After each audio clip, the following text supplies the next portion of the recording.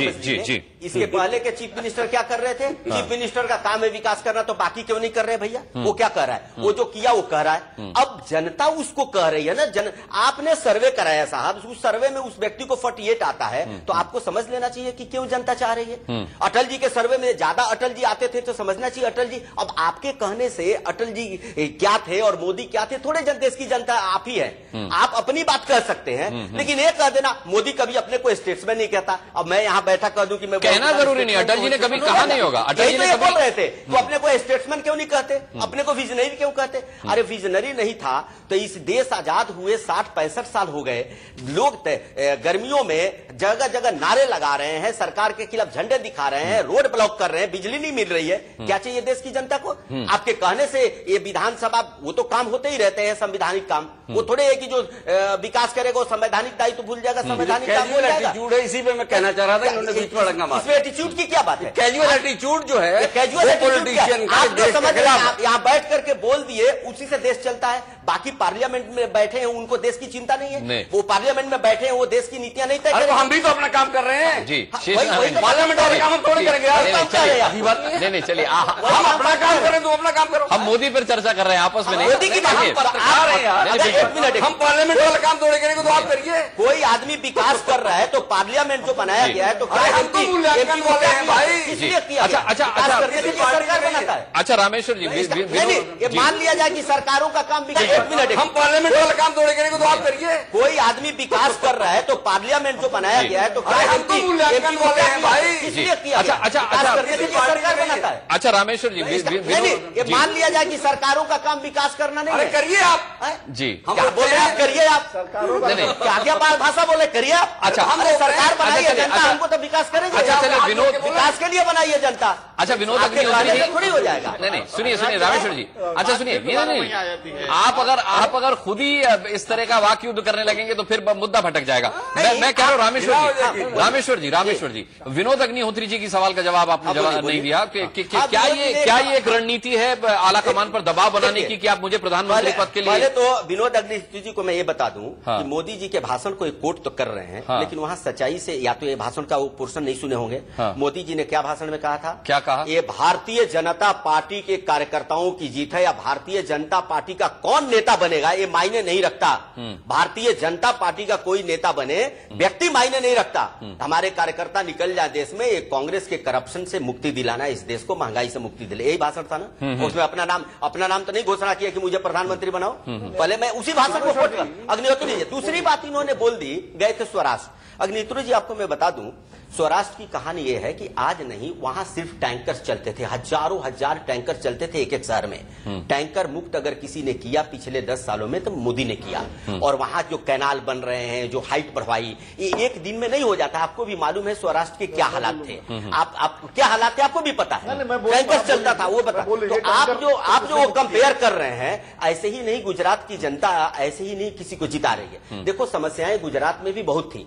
आप एक तरफ तो कहते हैं ना कि एक तरफ एक तरफ रेगिस्तान, दूसरी तरफ पाकिस्तान, लेकिन आपको मालूम है वही रेगिस्तान वाला जो स्वराष्ट्र है उसी का पार्ट है। लेकिन रामेश्वर जब भी बीजेपी विकास की बात करती है तो गुजरात की बात करती है, मोदी की बात करती है। लेकिन आपको ध्यान होगा प्रधानमंत्री साहब का ट्वीट, आपको ध्यान होगा उन्होंने पिछले दिनों नीतीश कुमार के शासन की बड़ी तारीफ की, विकास की बड़ी तारीफ एनडीए की सरकार है।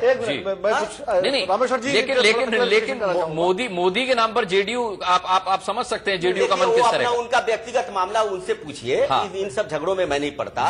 बीजेपी नहीं, मैं तो आपको याद दिला रहा था इस झगड़े में ये विषय भी नहीं है आज का। हाँ विनोद जी एक बात बोलिए, चूंकि गुजरात की बात चल रही है। देखिए गुजरात में टैंकर जो आप बता रहे हैं, मैं भी गुजरात 1980 1982 से गुजरात जा रहा हूं, पहली बार गुजरात नहीं गया था। और गुजरात के विकास की गाथा अगर असली किसी ने रची है तो उस कुरियन नाम के आदमी ने रची है, जिसने गुजरात के गांवों को स्वावलंबी बनाया है, जिस पर आज पूरे गुजरात की अर्थव्यवस्था टिकी हुई है। और जिसके अंत्येष्टि में नरेंद्र मोदी नहीं गए थे, आपकी जानकारी के लिए बता दूं, जिसको आज पूरा गुजराती अपना वो मानता है, जो केरल का रहने वाला एक नौजवान इंजीनियर था। एक बात। दूसरी बात, आपकी पार्टी के लोग ये बात को कहते हैं, और वो भले आज पार्टी से बाहर हो, केशुभाई पटेल जैसे लोग, वो कहते हैं कि गुजरात में जो सौराष्ट्र में चेक डैम का काम हुआ था वो केशुभाई पटेल के कार्यकाल में हुआ था। और नहीं तो केशुभाई पटेल तो क्यों छोड़ के गए भाजपा? ये केशव, मैं नहीं बोल रहा हूं, नहीं, जो आप 10 साल का जो श्रेय दे रहे हैं नरेंद्र मोदी को, नरेंद्र मोदी का श्रेय नहीं है, बल्कि सच्चाई ये है कि गुजरात सौराष्ट्र के उस संकट का दोहन किया उन्होंने लगातार। आप अभी कांग्रेस 40 साल से शासन किया, 50 साल से, वो जिम्मेदार है देश की तबाही के लिए, लेकिन अगर 10 साल से आप गुजरात में हैं तो सौराष्ट्र के गांव में अगर पानी नहीं पहुंचा तो जिम्मेदारी आपकी भी बनती है। बिल्कुल आपकी भी है। नर्मदे सर्वदे का नारा देकर के सुजलाम सुफलाम योजना में कितना घपला हुआ, सीएजी की रिपोर्ट 6,000 करोड़ की है, वो पड़ी हुई है टेबल पर, और 26,000 करोड़ का घोटाला टेबल पे है गुजरात का, सीएजी का ही है वो, उसी सीएजी का, जिस सीएजी पे आप 2G स्पेक्ट्रम पे पूरे पार्लियामेंट को ठप करते हैं रामेश्वर जी, उसी सीएजी ने कहा है कि 26,000 करोड़ का जो है। तो ऐसा नहीं है कि सारी चीजें वहां बहुत पाक साफ है। सवाल ये है कि चूंकि कारपोरेट का आपके संघ के लोगों से मेरी बात हुई, वो कहते हैं कि जो इंडिजिनस विकास होना चाहिए, आप नरेंद्र मोदी के विकास मॉडल में और मनमोहन सिंह के विकास मॉडल में कोई फर्क ही नहीं। एक सवाल शकील जी के लिए है मेरे पास। शकील जी, अब यहां पर आप अगर मोदी साहब को सुने, अगर वो कहते हैं कि विकास अगर आप कीजिए तो जनता आपकी गलतियां भूल जाती है, आपको माफ कर देती है, अगर गुजरात की जनता ने मोदी साहब की गलतियों को माफ नहीं किया तो उनको फिर एक बार तीसरी बार सीएम क्यों बना दिया? देखिए, जिस दिन काउंटिंग हो रही थी उसी दिन मैंने ये बात कही थी। वो 2 चुनाव जीते, एक दंगों के तुरंत बाद का चुनाव जीते, लोगों को सांप्रदायिक रूप से बांट के, भावनाएं भड़का के, दूसरा उसके हैंगओवर में जीते, 10 सीट उस समय भी उनकी कम हुई।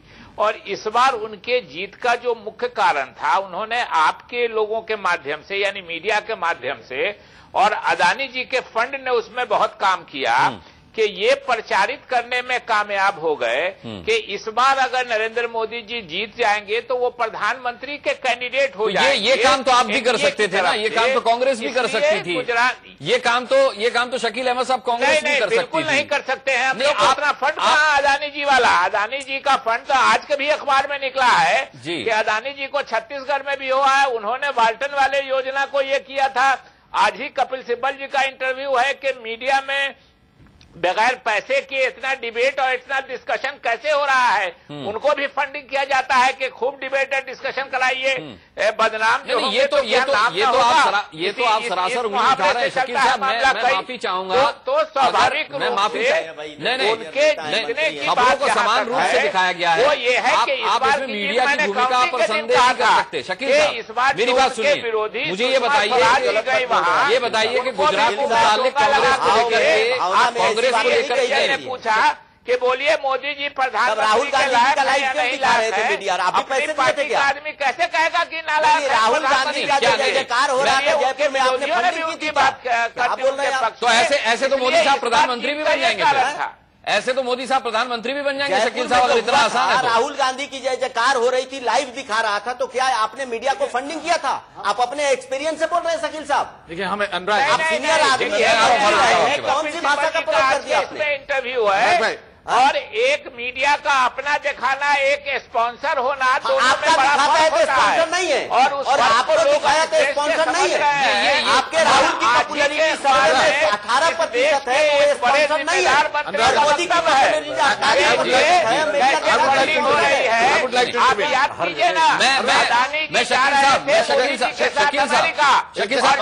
मुझे लग रहा है आप विषय से भटक रहे हैं और भटकाने की कोशिश कर रहे हैं।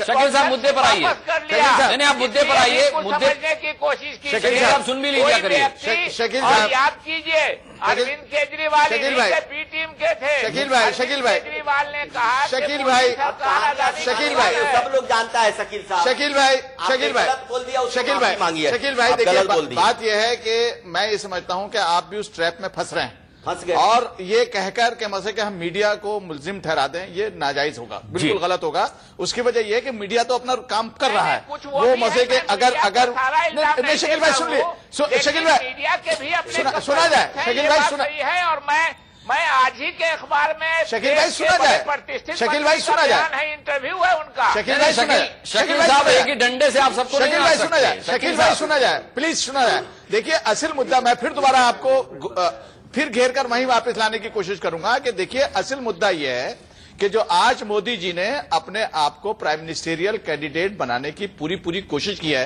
और बीजेपी के लिए घमासान शुरू करवाने का काम किया है, तो हमको इसको यह मानना चाहिए कि वो जो उन्होंने क्लिपिंग्स दी हैं उन क्लिपिंग्स के ऊपर गौर किया जाए। हमारे भाई बराबर में बैठे हैं, वो उनको जिस तरह से बात करने की कोशिश कर रहे हैं, फैक्चुअली बिल्कुल गलत कर रहे हैं ये, कि भाई फसाद जिस तरह से हुआ, जिस तरह से डिजाइन किया गया, खुद